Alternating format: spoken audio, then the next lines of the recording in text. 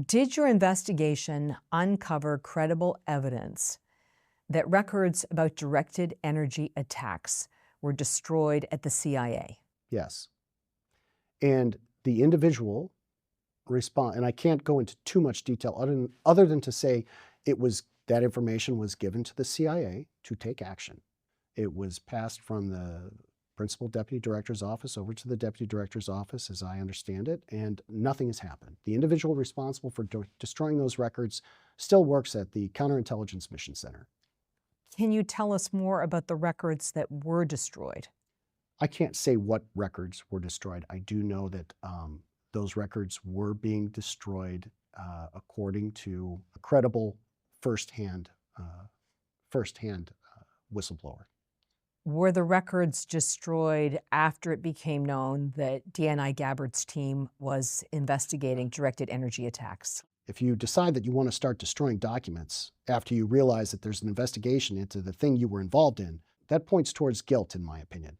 Yes, it was after Director Gabbard started working this issue. They found out about it because, well, they were monitoring our communications and monitoring our whistleblowers. So, yeah, I think they got nervous. They said it would better start getting rid of some evidence. Well, just to be clear, the destruction of federal records is a criminal offense. Oh, it's a criminal offense.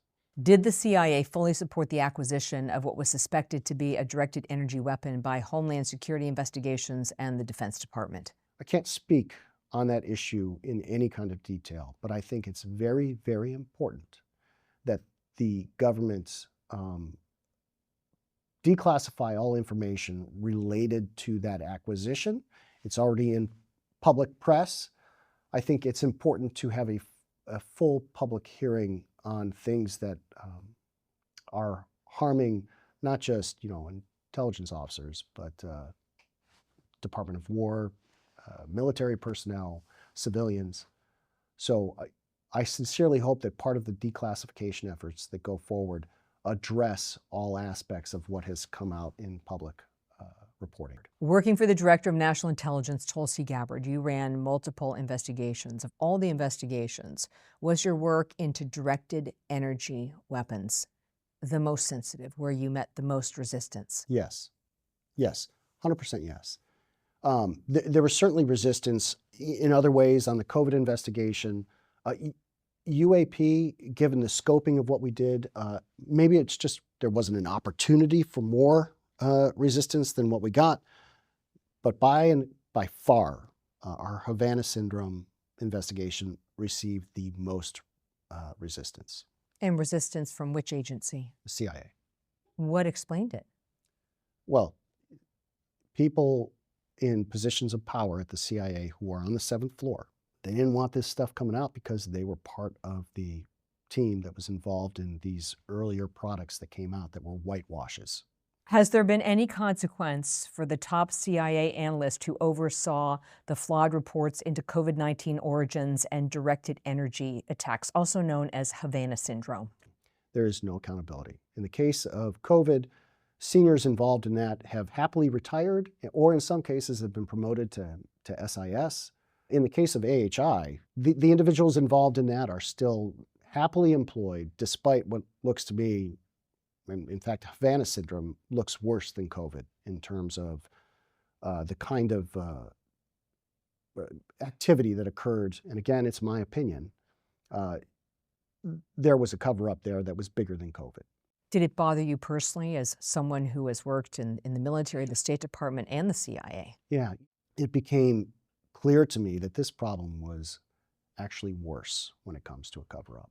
There are real people who have been harmed from Department of War, from the intelligence community, from Department of State, civilians.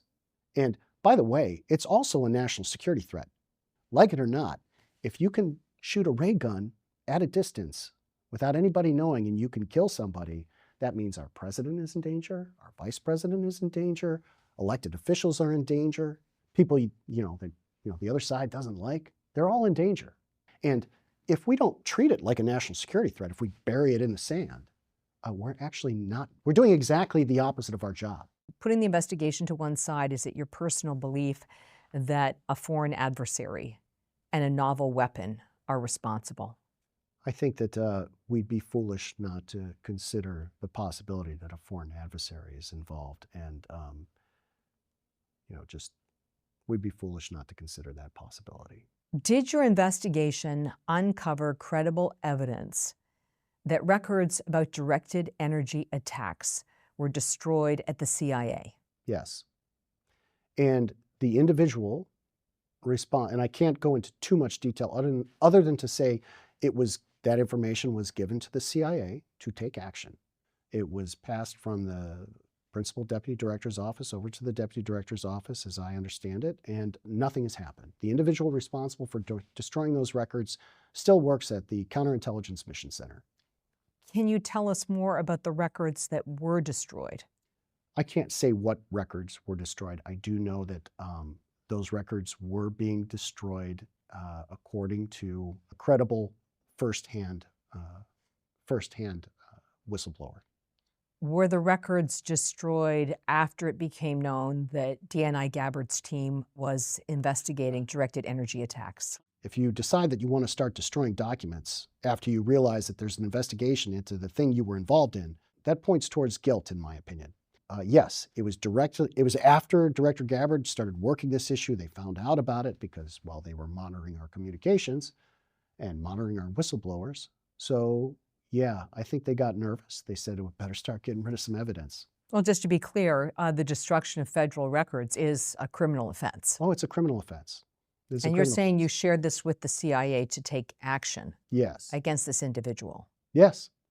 And you're not aware that anything's happened? As far as I know, the individual is still working at the Counterintelligence Mission Center. Did the CIA fully support the acquisition of what was suspected to be a directed energy weapon by Homeland Security Investigations and the Defense Department? I can't speak on that issue in any kind of detail, but I think it's very, very important that the government declassify all information related to that acquisition. It's already in public press. I think it's important to have a full public hearing on things that are harming not just intelligence officers, but Department of War, military personnel, civilians. So I sincerely hope that part of the declassification efforts that go forward address all aspects of what has come out in public reporting. What did it take for DNI Gabbard to recall these two intelligence assessments by the Biden administration about directed energy attacks that concluded it was very unlikely a foreign adversary and a novel weapon were responsible? It took her to the very end of her time as DNI, which should tell you a lot about how much work had to go into just getting those through the front door. And also keeping in mind that there's a whole written product that still has not been declassified. There was a great deal of resistance. I don't care what people have said in public hearings in front of the Senate and Congress. She had to work very hard to get just those two simple retractions out the door. And it should not have been like that. It should have happened right away. It could have happened last fall. Last fall? Last fall. I believe it could have happened last fall. Which agency was pushing back the hardest? CIA. Why? In my personal opinion, I think we have some analysts that need to be fired over at the CIA over the Havana syndrome issue. They actively covered up this issue and in the process harmed a lot of good people. So I think there was a lot to lose. I've been doing reporting on this for over a year as an independent journalist, and one of the things I hear consistently from U.S. government personnel who are affected by directed energy attacks is that they believe that there is an insider threat. Did your team investigate the possibility that there is an insider threat? There are insider threats that are an issue in the U.S. government, and we need to take it very, very seriously. Is that limited to directed energy attacks, or is it broader than that? Oh, it's broader than that. In fact, the one surprising thing that came out of all the investigations, there is a counterintelligence issue that I think has been left unaddressed in a number of the investigations that we have to take a look at. So what are you doing now? I think a lot of people who leave government service and want to jump into something else, they have the same problem. You join government service because you're patriotic, or you want a mission, or you want to jump out of planes and kill people for a living. Who knows? Whatever it is, you want to be part of something bigger. You want to be part of the military. And so when you leave and you hear people talking about expense reports and financial audits and everything else and making money so a product gets sold, it's hard. So I decided I'm going to stay in the nonprofit space. And to my benefit, I actually co-founded the nonprofit I'm now involving myself with. Feds for Freedom is an organization. It was born during the COVID vaccine mandates. We sued the federal government over vaccine mandates. We were successful. We got an injunction that saved over 400,000 federal government jobs from having to take the vaccine. We filed 3 federal lawsuits on that front, 17 class action EEOs, 6 of which are still working their way through the EEO system, if you can believe that, a half decade later. We got involved in other issues that deal with constitutional governance and holding the government accountable for reform and transparency. In fact, on June 30th, we sued the CIA. We sued the CIA because they decided, and it came out last year, or the information became available last year, that anyone non-compliant with the vaccine mandates, they were investigated by the Counterespionage Department. That's thousands of employees. So instead of treating it like an employee insubordination issue, they said, yeah, you might be a spy, which is abhorrent. As an intelligence officer, that is absolutely the worst thing you can label somebody. Internally, we tried to get the CIA to just deal with it. We just wanted them to expunge the permanent security file, because that stays on your file for the rest of doesn't matter where you go. It's on your permanent security file that an investigation occurred. Just get rid of it. This administration said the vaccine mandate, they never would have done it. They think it was abhorrent. You have Secretary Hegseth saying it was illegal, conducted illegally. Just get rid of it. They wouldn't do it. We went through a number of administrative processes, internal. They wouldn't do it. So a few CIA officers filed a lawsuit, and Feds for Freedom is supporting it financially, providing free legal support for it, class action. And so I'm working for Feds for Freedom now, and I continue to hope that we can, from the outside, ensure that the federal government is actually doing what the American public wants. You can call them up, ask a question, get an answer, and there's transparency, accountability, and reform. What should the public know about Tulsi Gabbard and her time as Director of National Intelligence? I think you need to judge by actions. So she was tasked with conducting IC reform. So she reduced the size of the DNI. She released more information, I think, than any other IC professional in history. She did it under her watch. She pulled back bad reports. She created a team to help her execute EOs. She, pound for pound, this administration, I think she's the only one who actually conducted IC reform and did exactly what President Trump was asking her to do, which is ironic considering that she got so much resistance from her IC partners, and frankly, in my opinion, from people circling around the White House as well, and the NSC. So I may have come forward and said something publicly. You shouldn't believe me.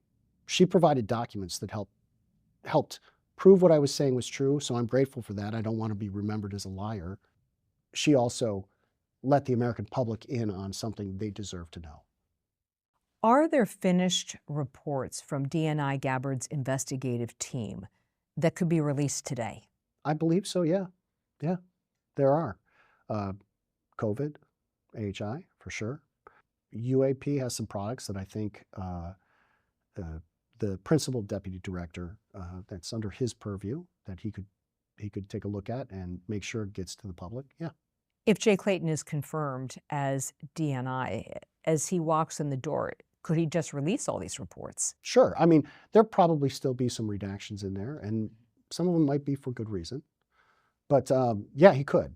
And if he doesn't, well, we have a clue whether or not we're going to get the kind of accountability that we want. You've served this country through the military, through the State Department, and through the CIA. Then you became a whistleblower. Was it worth it? Yes. You're going to be destroyed. Don't do it unless you're serious about it. But my advice, seek out somebody who's done it before.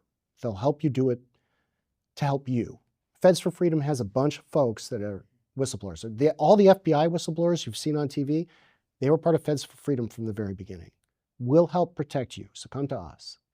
The other advice I'll give is don't complain about getting punched if you're going to get in the arena, okay? Nobody wants another martyr, okay? COVID was a mess. We've heard all the stories. We know that it was draconian and horrible to everybody involved who didn't want the vaccine. That story's been played out.